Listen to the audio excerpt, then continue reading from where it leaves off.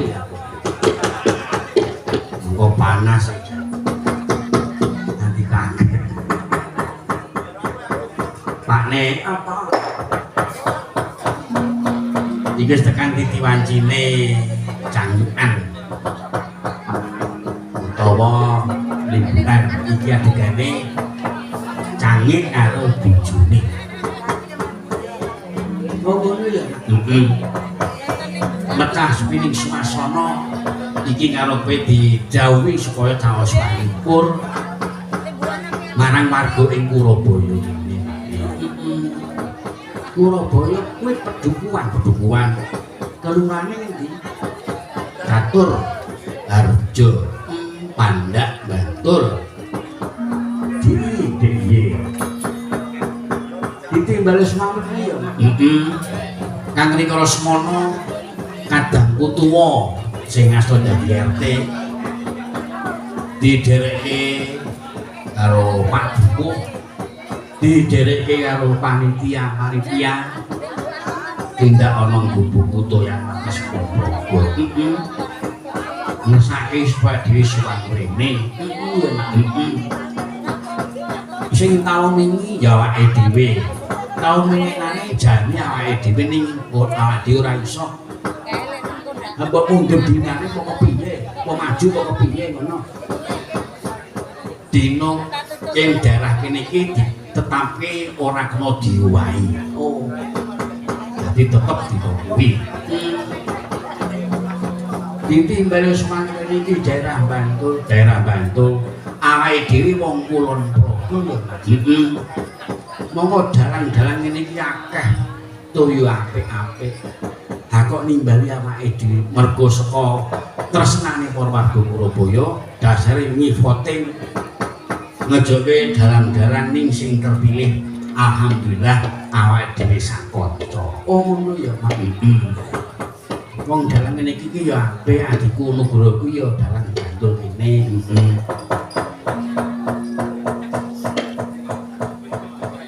Bleguk ya dalan Bantul. Enci ya Bantul. Apik-apik kabeh. Lah ya isih ana sing luwih apik to ya Wibowo. Lah kok sing ditimbali awake dhewe. Lah iya. Ya tak ngandhake ngomong mergo pancen sing ngersake warga iki Pak Nek. Ya. Iki acara apa? Iki acara majmuk. Yang cara daerah Gunung Kidul Rasul. Yang cara daerah Murid Dewi Kulon Progo kono jenenge Bersih Desa utawa Merti Desa. Yang daerah Semarang sakiwa tengene Temanggung Wonosobo kuwi jenenge Sedekah Bumi utawa Kas Desa. Beda-beda. Nanging tujuane padha Pak. Tujuane padha ya Mak. Tujuane padha. Lah iki warga ing Kurabaya kene bengi iki padha cegah kuwon tirakatan mripat melek mresani wayang ning batin nyuwun marang Gusti Kang Murba Dumadi nuwun rasa syukur karo sing kuwasa Pakne sakjroning setahun diparingi kesehatan diparingi panenan mbuape mbora nanging kabeh disyukuri pesteno bakal mesti dadi lan apike Pakne ngono ya Mak. Diparingi rezeki positif akeh ning disyukuri senajan sithik rezekine pesteno bakal imbuh rezekine. Mula aku njaluk yen iki diparingi rezeki sithik aja ngaduh alah, aja sambat. Kepara malah muji syukur kunjuk ana ngasane Gusti Kang Hanipta Jagat. Oh. Dadi nek dibayar esuk kae ora sithik ngono ya bersyukur. Syukuri. Ora tulung-tulung, ora.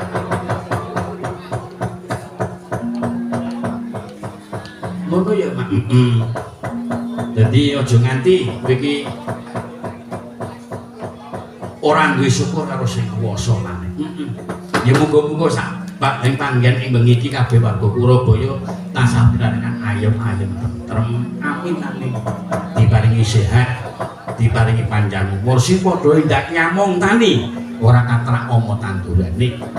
Sing padha dagang laris dagangane badine akeh sing padha ndake usaha lancar usahane sing padha ngasta pegawe enggak mundak pangate mundak bayare sing tak suwun guyub lan rukun Pak ya Mak aja padha congkrah aja padha padudun sing jenenge congkrah kuwi kurang bojone bakal mecahke anggone padha paseduluran mula aja sok congkrah aja sok padudun karo tangga teparo engko ndak marake dadi congkrah anggone padha paseduluran Pak sing tak jaluk guyub lan rukun ya warga Surabaya iki ya Mak iki nimbali awake dhewe Pak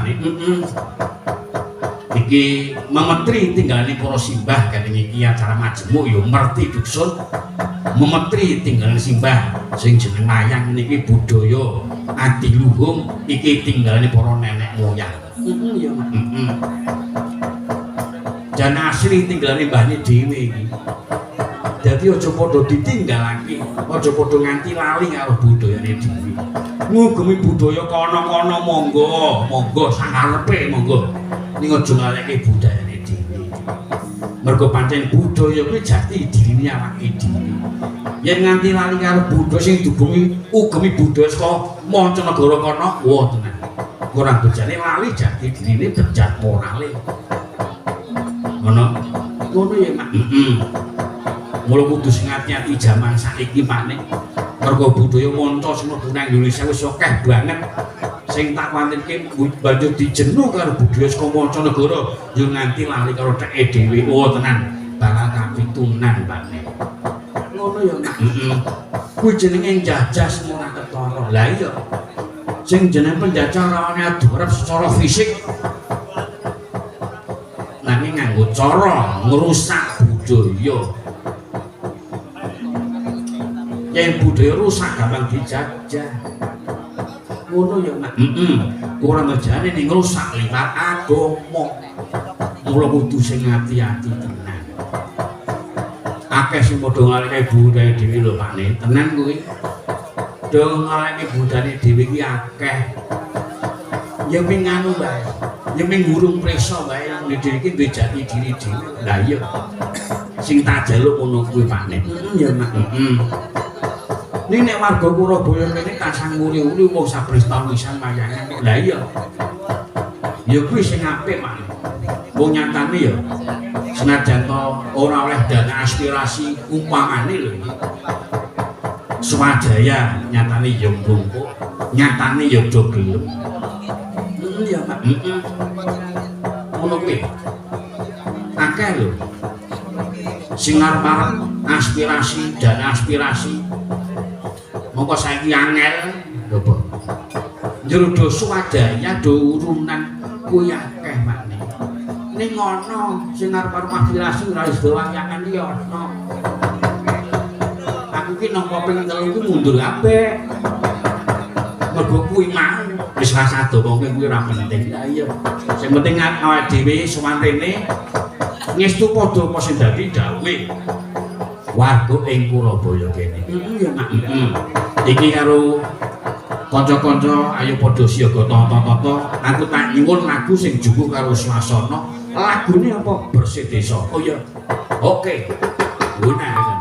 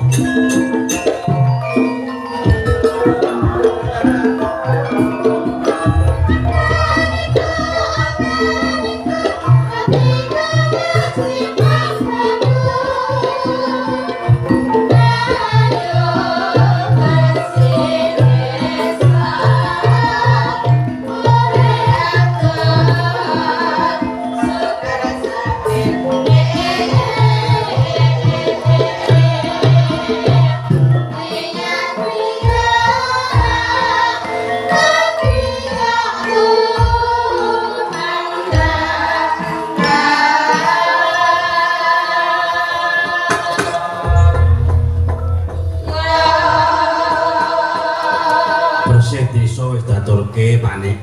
Ya, Mak. Bersih desa kuwi artine apa? Bersih resik desa wis ngarani. Iki warga Surabaya padha sengkut mergo tumantang karo yo ngresiki pedukuane. Yo ngresiki desane. Sing sakirane marake dadi sumber penyakit dilangi. Diresiki desane ben asri sesawangane. Sing jeneng kebersihan pangkal kesehatan sapa sing gelem resik mesti bakal sehat. Mula kowe aja kethuh aja cerubu omahmu diresiki, kiwatene diresiki engko ndak nganti keterak penyakit jeregetan iki manake nyakake penyakit ya nyakake bakteri dan lain-lain Pakne. Ya Mak. Terus iki desane ben apik kahanane, ben apik kahanane. Sarian-sarian diresiki sing padha nisi sowan ana tempat suci dikirim donga. Sing paling baku, sing paling penting ngresiki ati lho. Sing jeneng manungsa kelas bis kok mleputan, sing ala dibuang sing adoh sing apik ayo bareng-bareng goleki kandhati wong arep keguyuban lan kerukunan muga saling dipun udi. Ya Mak. Ngono kuwi Pakne. Iki mongko ana pamundutan sing durung dipinangkani. Iki ana bintang tamu ya ora. Ora kan ora. Yo apa? Ora apa-apa kok.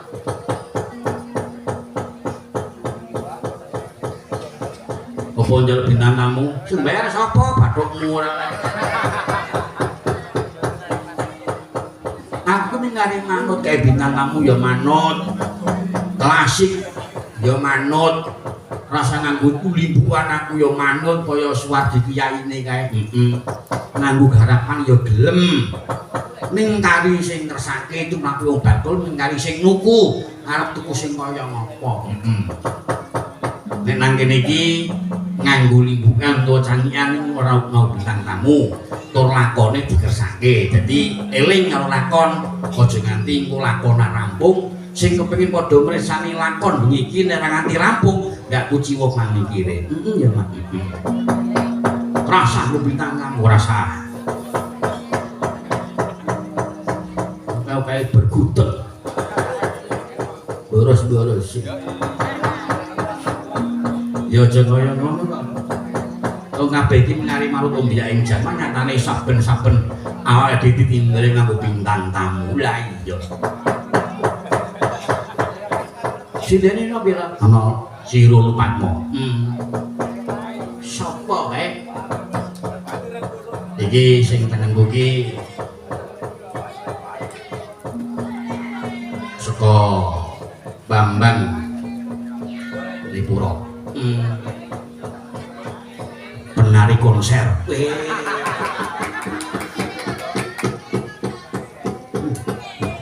Konser iki yo ono penari ono. Kuwi nek nari ngogatok dawa ning suwek nggon dikul iki wetengan kae. Terus jakete dikalungi nang gulunge terus joget-joget. Okta kuwi. Okta. Njur Iwan Okta wis saka Kulon Progo Bintang. Kulon Progo. Sogan. Njur Iwan Intan. Kae yo saka Bambang Lipuro, Dian. Oh, putrane sing asta Geder utawa Slentem kan. Penemban. Ya iya. Penemban Subroto. Sarjana seni. Oh. Ya syukur. Yurkiwani Bulurah.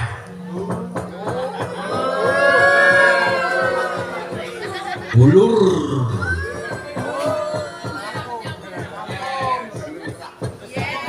Yeah.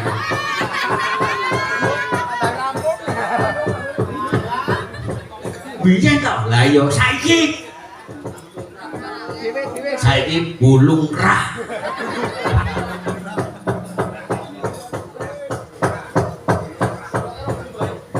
Wis saka Purworejo. Purwojane Kemanukan, Glen.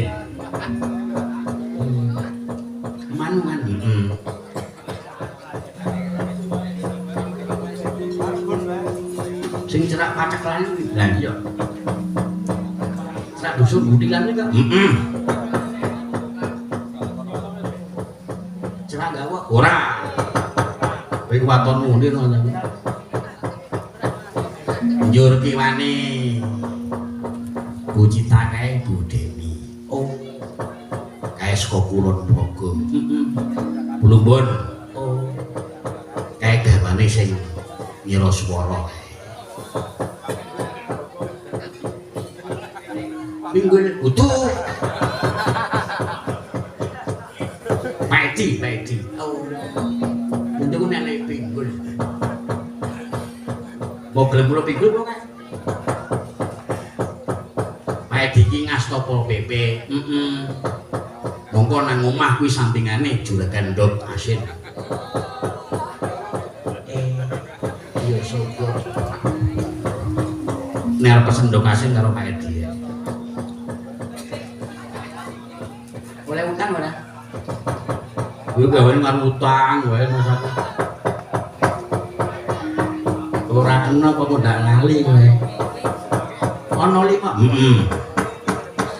Lah iki minangkani pamundutan monggo sing ngersake lagu iki saka Mas Wagiman RT 7.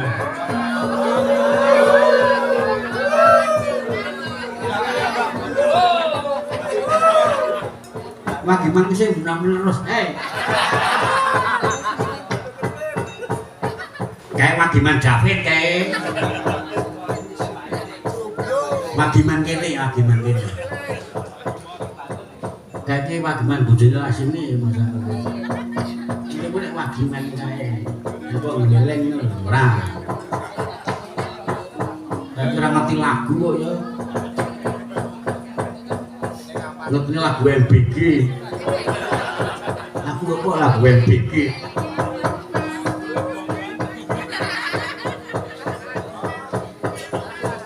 Ngersake Kembang Rawe iki Mbak Sinden paling kulon pinggir dhewe. Nggih, kula niki. Oh kono.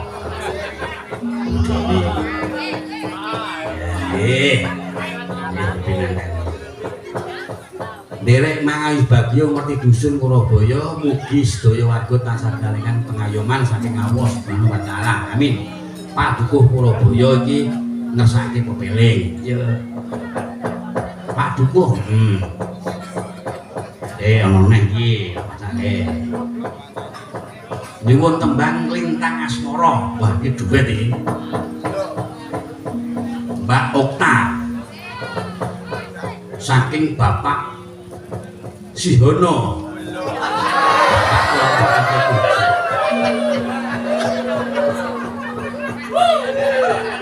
Siono sing live streaming Jogja Live karena Siono ompong Siono warga kene kok padha jenenge rombong aku do enak Wagiman padha sing bener terus kae Siono padha sing live Jogja Live kuwi dudu kuwi oh mantiku nek kuwi kayak Siono alias Joyo Indo. Kudu kuwi ning iki mesake apa sike ya sing nganu sing nyemek-nyemek sik wae. Nganggo goreng. Nganggo ndas kuwi. Reko-reko nanti kaya bakmi wae. Langgam sik kanca tani ya. Ayo mak dian mak langgame kanca tani.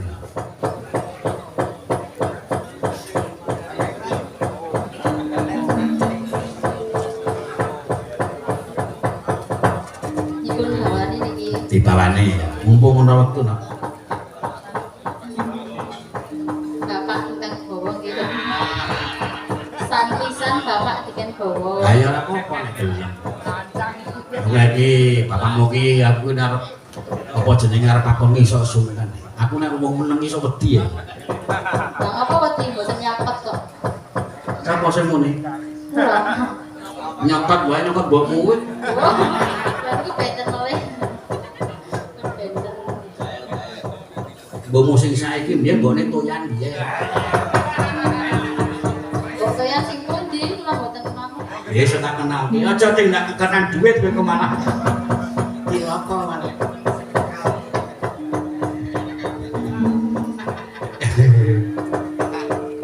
Ayo kanca tari ya, Nak. Nggih. Ya.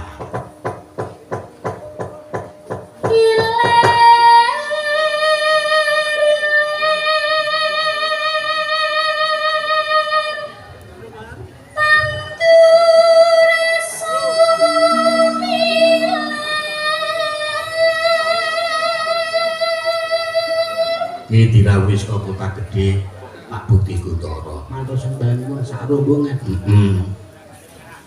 Matur sembah nuwun. Saka kula Yodha rawuh. Matur sembah nuwun.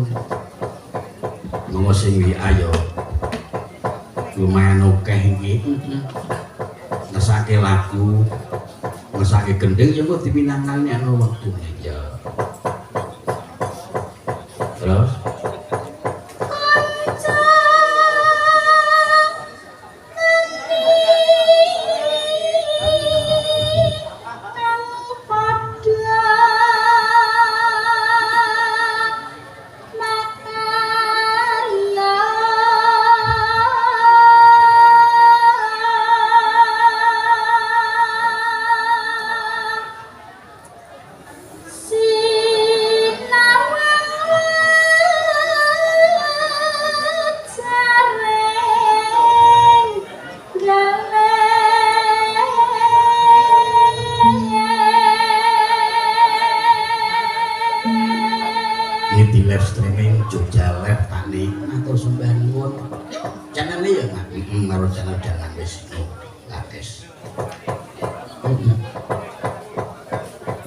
biasane Mas Kurniawan, Mas Narto karo Mas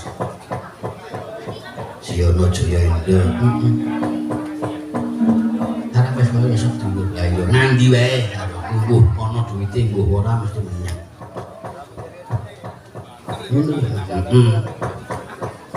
Matur nuwun, matur nuwun. Terus kene.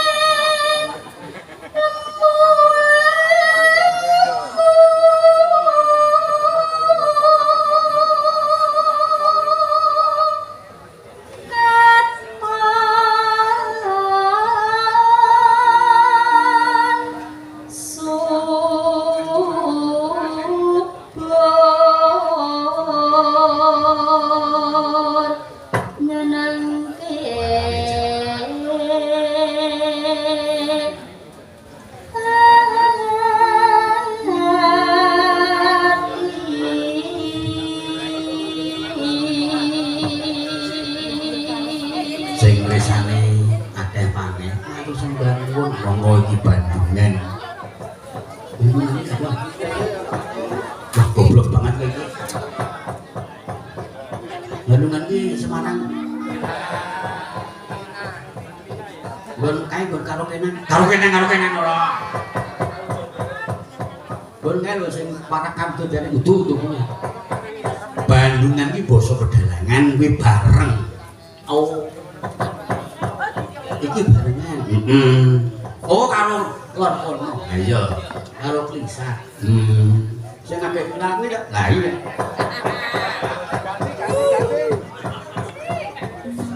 Sing wingi kae kabur ini melarikan diri dengan sukses.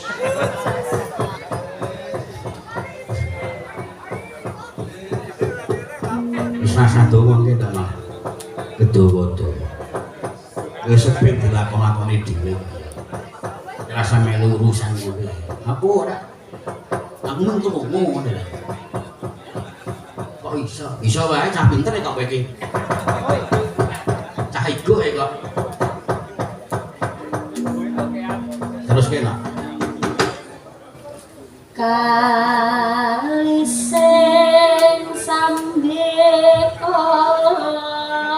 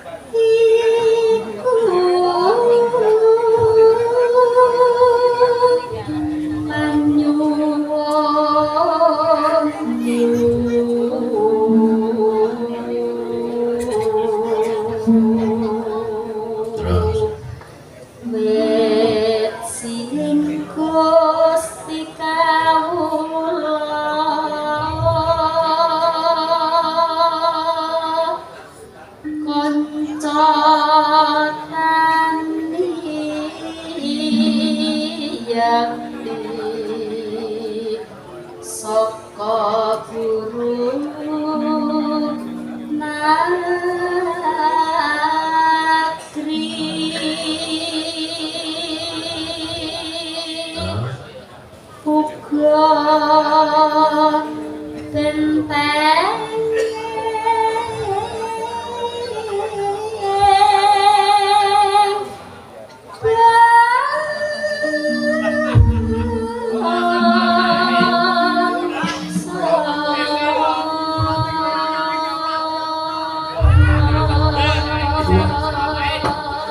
biasa suaranya ya Pak. Wah yang biasa di luar malah dibalik dia gitu lah. Ayo sarjana seni gak ya tur dasarnya mudi nek gelem mudi gelem sinau ya pinter tenan jadi ya cuma karep tok ya percuma karep kalau berusaha punya carane iso maton karep terus seneng cepet iso ya Pak ya terus kena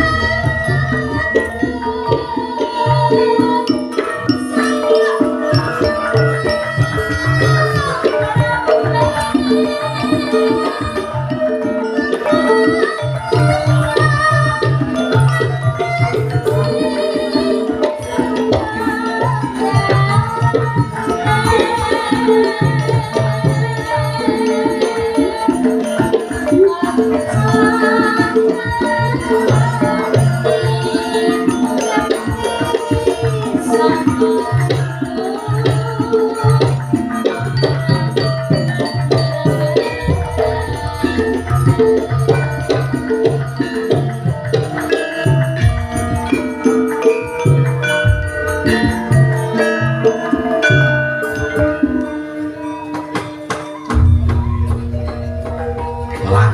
kaca tani. Ya mak.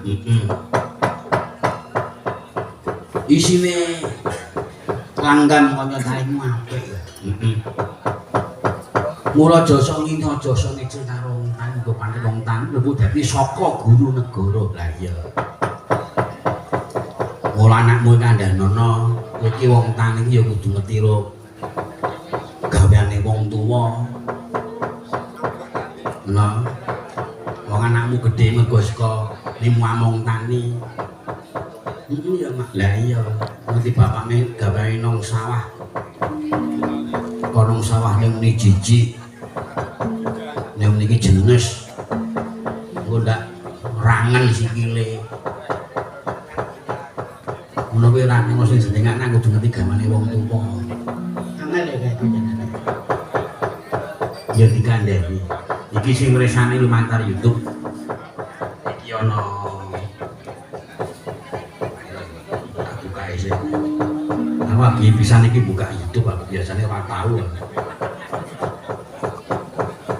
Ya malah ya. 300 kunjul kan.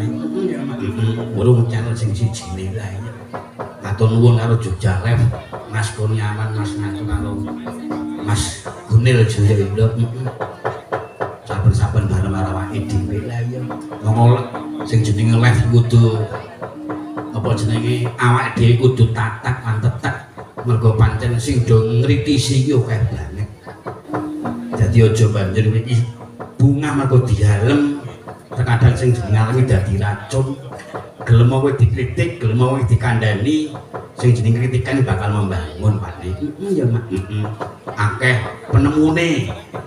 Ngono ya mak. Ana sing apa jenenge takon Mas Wisnu kok ora nganggo bintang tamu. Ana sing Mas Wisnu boten sanggo lingguhan barang. Bosen lingguhan ya ana. Ana sing takon Mas Wisnu pondar dereng ngono ya ana. Aku ora tau madang. Ya rombongan wis sing doko-doko. Warna-warna ya mak. Warna-warna Pak. Minangane pangurutan. Iki saka Mas Rio Adikarya Kulon Progo tekan kene iki Pak. Matur nuwun. Matur nuwun. Mas Rio Adikarya Kulon Progo. Tekan kene iki nyasar apa piye? Kowe biar nembaranmu semua hampir kene. Karo ana apa wong tirakat kok ya iki. Sing dipinengani dhisik maneh. Aku tak nyuwun Okta. Ayo Okta. Iku nek sukses lung rawel 100. Masa gaya kowe. Gaya pripun? Joget nganu kok apa jenenge? Konser.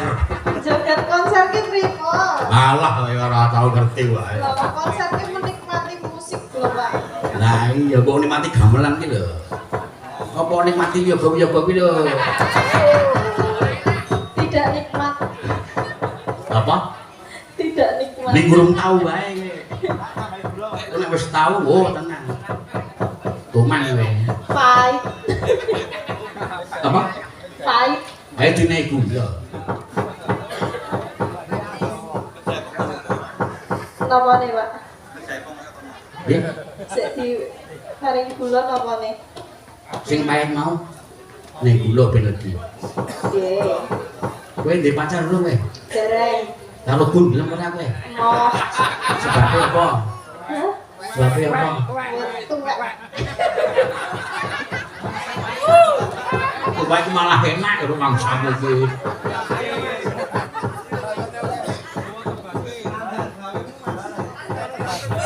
Om Gun syukuran tak jak konser mau. Lah iki. Wah nek cara aku merkitik kaya ngono iki. Tandangi.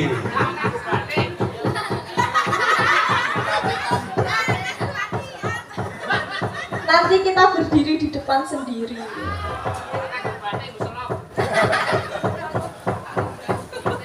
Ngancani kowe joget. J. Ini nek sing joget Gun, mengko ngarep panggung dhekne nganggo batik terus pecingan nganggo serop. Lah malah nyinom kok, Pak. Kabeh dilebokke.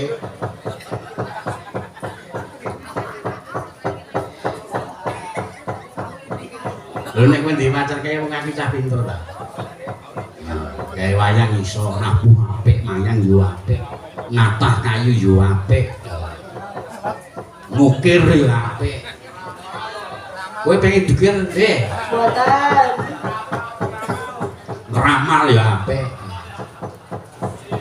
Mbok ramalan aku, Om.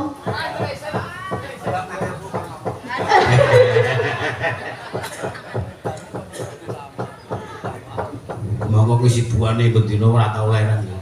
Nah.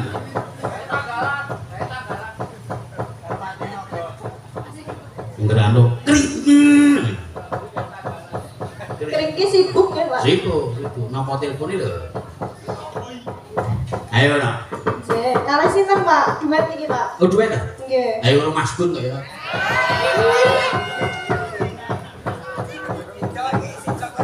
Sudah konser iki. Ayo Gun nyanyi Gun. Ayo, Om. Sing temung kayak si Nuk.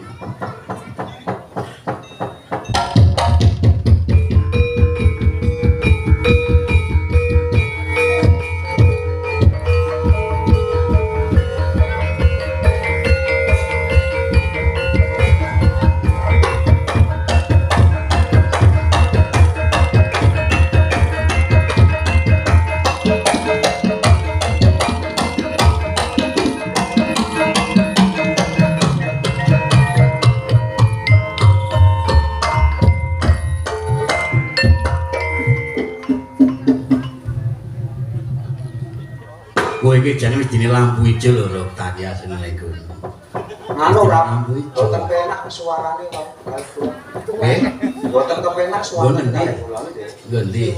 Tak benake apa to tang iki? Benake kendit. Ora apa nek karo aku jinak kok. Jinak namane. Kendite kenapa? Jeneng merpati. Merpati putih. Seperti hatiku padamu. Wani kok. Wani Oh, tenan nek cara aku di ngono iki umur kitik tenan. nyuwun rapale, Mas. Ajeng napa? Piye? Ajeng kula nggih napa jenenge? Melet niki sinten? Jenengan ikhlas apa, Pak? Piye? Jenengan ikhlas napa? Maksudnya? Nek kula kalih Om Gun. Kelas yo.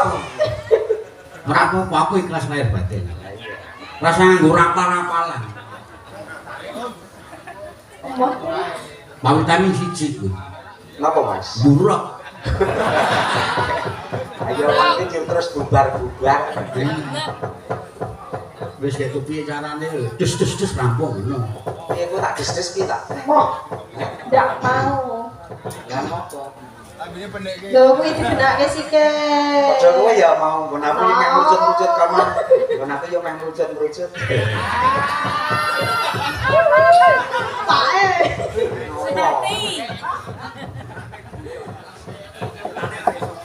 Sing ngrucutke apa? Iki ngopo? Sing ngrucutke apa? Ndi nggawa ora? Bali kono. Gun sing ngrucutke apa? Niki nggen klambi Jawa, Mas. Oh. Klambi Jawa. Pamerga kowe apa ya, Ta? Aku ngopo? Lah marah ya Allah. Oh. Marah ya Allah. Ya pancen oktaki pancen gawe hawa kowe. Panjenengan barang ngatur to, Mas? Mancing-mancing kuwi jane dipancingi kepiye? Ngono. Kula ki meneng bae lho, Pak. Nek Lah mancing ki mancing pripun coba? Lah kowe iki yo nganu kok senengane kok man mancing-mancing suasana. menebar pesona. Astagfirullah. Pesona. Iya. Iki Ayo. Mas suwuh braso barang rawuh mriki. Sami Mas. Kulon Progo. Masuh Masuh braso.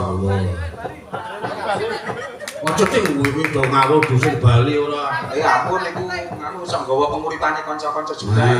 Menawi wonten Kulon Progo menika. Lha kuwi ora penting saniki. Ora penting saiki iki penting sesuk. On pangarep-arep ngono lho. Ayo. Jep. Yo iya. Ayo Mas. Iya, iya, ayo kiai. Iya, iya. Iya, iya. Iya, iya. Iya, iya. Iya, iya. Iya,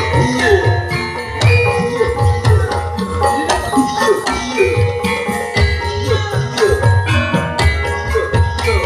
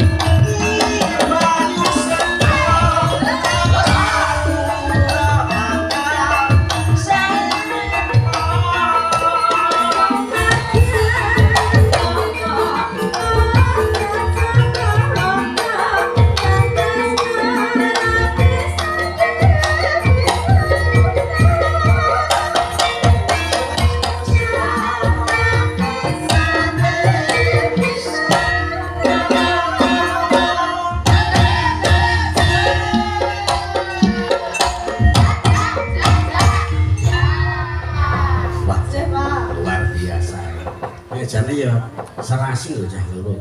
Serasi Mas Niki. Cocok lho. Terasi. Terasi, Pak. Titenane pripun iku Mas? Titenane pripun? Apa? Titenane pripun kok iso serasi? Lho aku ki nek permanake iki sok cocok. Iya. Basa sak moten niku. Yo nek iso. Malah kaya Lembang apa jenenge lagu Lintang Asmara iki kok iki pas lho. Kuwi ora pamit to sesuk kok boncenge nggo RC. terus kopi. Terus karo nembang lagu Lintang Asmara. Ini RC Lintang. Sampai dek jopengke ya, Pak ya. Matur nuwun. Diliyane. Perlolos lah, Pak. Apa? Perlolos toh. Yo nyoh. Aku ora tau ngapusi karo. Kalih toh, Pak niki. Ya ditur cah loro. Kurang. Apa? Kurang. Kurang terus. Kurang sak lembar, Pak. Lah, Tongko disyukuri. Aku padha to rezeki sithik rong nitik kudu disyukuri. Mbok rezeki. Matur nuwun. Wis tak neke ora aku dosa. Jeh. Untuk primpeni. Boten, Pak. Itu kaya lembut primpeni iki. Wis ah. Wis. Kene iki suaramu ya apa? Dipun. Suaramu apik. Apa nek bengak-bengok toh, Pak? Nek bengok piye? Kan ndak do bubar. Suaramu ki apik. Karena yo penari konser juga itu ya apik. Boten. Ya Allah, aku nek delok konser iki meneng bae anteng lho, Pak. Malah nggak status kaya apa kok? Status nopo? Pakoke dulur suwe. Niku sik didelok sinten niku? Ayo kowe apa ya sapa? Wong sing gawe status kowe kok. Aku ora ndek katok suwek. Ayo sing suwe liyane kene. Ik mah nomor. Ya. Nuwun ya ta. Nggih, Pak. Iki yo niki. Nggih. Liyane iki saka Mas Wagimen. Mbak Sinden paling kulon pinggir dhewe. Paling kulon pinggir dhewe. Mbang Rawe. Pinggir dhewe yo kae buta kae. Nyaplok gundulmu kuwi. Buta Sinden dudu buta. Budeni,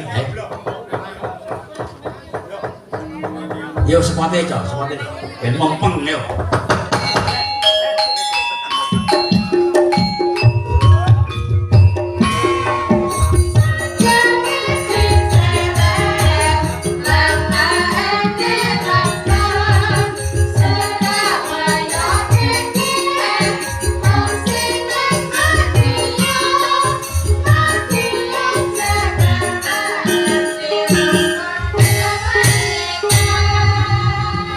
Ban sambur Budeni saking Mas Wagiman RT 07 dudu Mas Wagiman semburan menerus Semburan menerus niki. Mas Wagiman sing pundi niki sing gak RT 7. Ajeng kan piyambak mboten. Lagune Kembang Rawe. Minggah Pak monggo. Minggah mboten napa-napa Pak Wagiman itu. Yo rencana kula. Ayo sepati ya Mas Wagiman ya mulai ya. Ya Pak. Udah. Oh, Mas Dor. Napa Pak Wagiman sing benak terus mawon. Aja. Niku to berarti kon madeng mangrusak-rusake kok kowe. Brigas ya.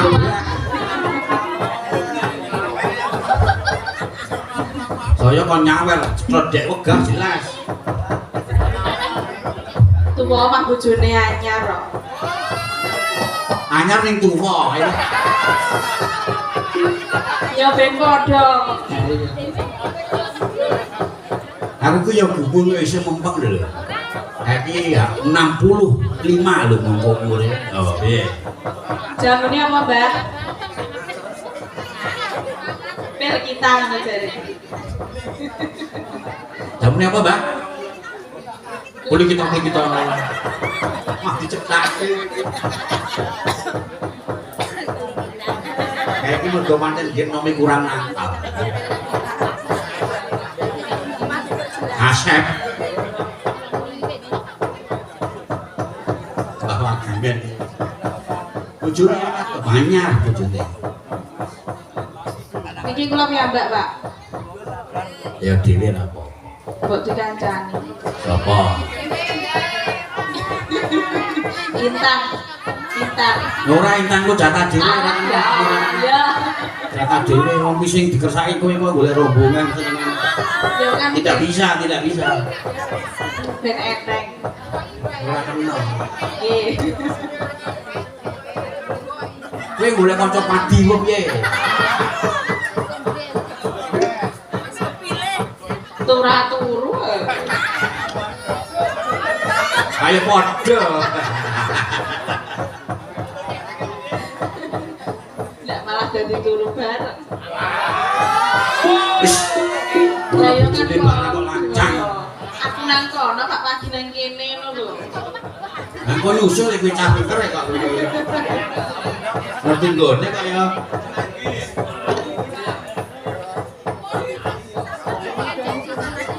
Sing sabar. sabar Pak Edi, sabar. Duwe bojo sing iki kudu sing tatak tetek ngono kuwi. Guyu sik. Guyune palsu iki. Ini guyu larang ora jamak-jamak.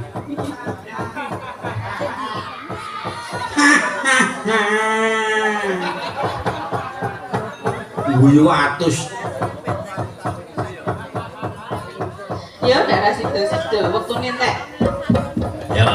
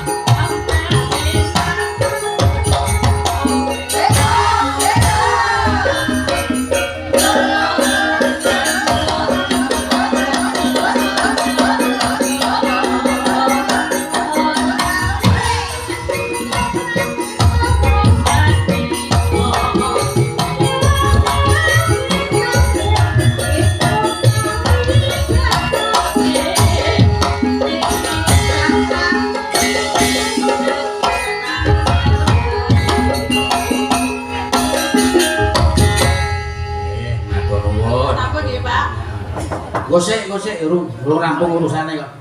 Lah nek akeh men sik. Gosek rampung urusane. Iki mau apa jenenge? Mbang Rawe. Iki saka Sibaharjo. Baharjo. Iki Sibaharjo. Ayo. Harjo. Harjo iki gunung ya iki. Di ngesake jam 12 RP 50.000. Lumayan lho 50.000. Ngutuku ndok. Hitungmu nang nggonmu ya. Kuwi dipangan kabeh nuntute ambune ra enak lho. Jijiki wingi ora. Kaya sing Wis tau lho peristiwa ngono kuwi. Sing gendhen kuwi jaman Swadikya ini nderekke. Terus nang transit bubar wayangan isu kae. Do madan. Dhewe mangan ndok bebek iki songo kok kowe. Dipangan kabeh sama kowe. Terus mlebu bleng nang nggon kole Trondel Suwardi kenake trembuk